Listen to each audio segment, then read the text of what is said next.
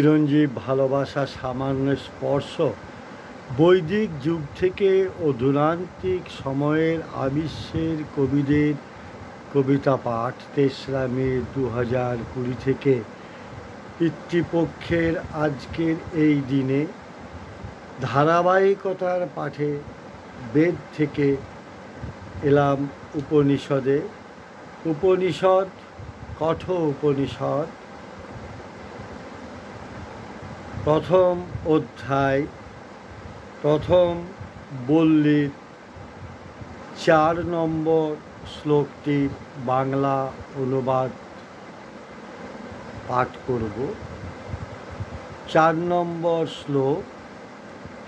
স হোবাচ পিতরং তত কস্মৈ মাং দাস্যসিতি দ্বিতীয়ং তৃতীয়ং তং হোবাচ মৃত্যবে তা দদামিতি।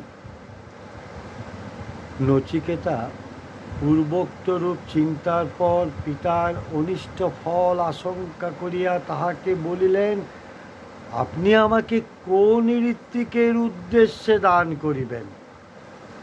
এই রূপে তৃতীয়বারও তিনি ওই কথা বলিলেন। তখন পিতা ক্রুদ্ধ হইয়া পুত্রকে বলিলেন, তোমাকে যমের উদ্দেশ্যে দান করিলাম। বহু নামেমি প্রথম বহু নামেমি মধ্যম কিংস্মিত যমস্য কর্তব্যং জন্মাদ্য করিষ্যতি।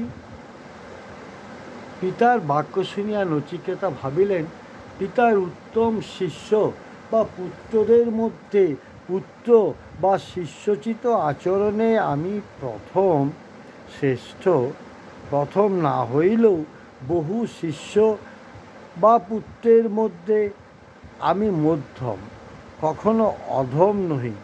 তথাপি যমের এমন কি করণীয় আছে যাহা পিতা আজ আমাকে দান করিয়া সম্পন্ন করিবেন? উপনিষদের ধারাবাহিকভাবে পাঠ করে যাব, দয়া করে পারলে শুনবেন।